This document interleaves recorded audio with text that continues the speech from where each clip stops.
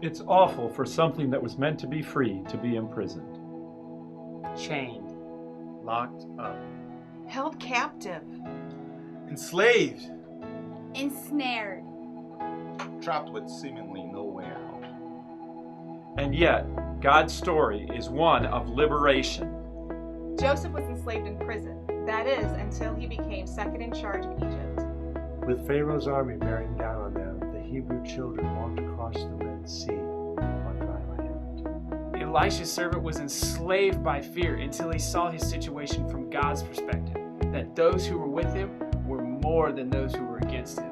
The Moabites, the Ammonites, and even some of the Meunites completely encircled King Jehoshaphat and some of the people of Judah. They were trapped with no way out. Then God showed up and said, I got this. Don't be afraid, for the battle is not yours, it is mine. 3 Hebrew boys locked into a blazing furnace for their faith. Death was certain. Then a pagan king looked down and said, Look, there are 4 of them, just walking around the fire, unbound, unharmed, and the 4th one looks like a son of the gods.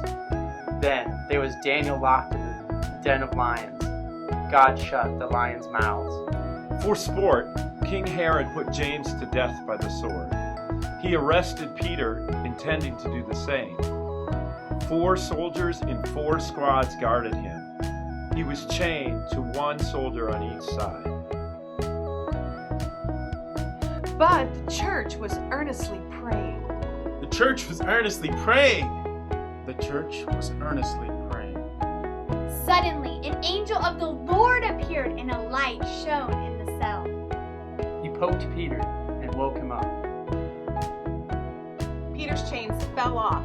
He got dressed. He passed the first guards, then the second guards, and then an iron gate opened up automatically. He was free. There's no time to tell all the stories. Daring escapes, weakness turned to strength, chains breaking, tears changing to laughter, armies routed, terminal to healthy. But God's history is a history of liberation. Emancipation.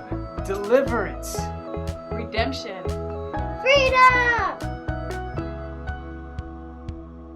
Death had apparently won. The tomb was closed with a stone. It didn't matter. On the first day of the week, very early in the morning, women that had left Jesus went to the tomb with spices they had prepared. But when they got there, the stone was rolled away. The tomb was empty. Wondering what was going on, 2 men appeared with clothes gleaming like lightning. The women, overwhelmed, bowed down. Their faces touched the ground. But the men said to them, Why do you seek the living among the dead? He's not here, just like he said. He is risen. He is risen! He is risen.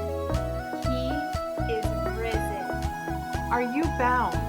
Imprisoned? Crippled in fear, Enslaved to sin, Then today is your day. He is risen! The power that raised Christ from the dead is the power that sets you free.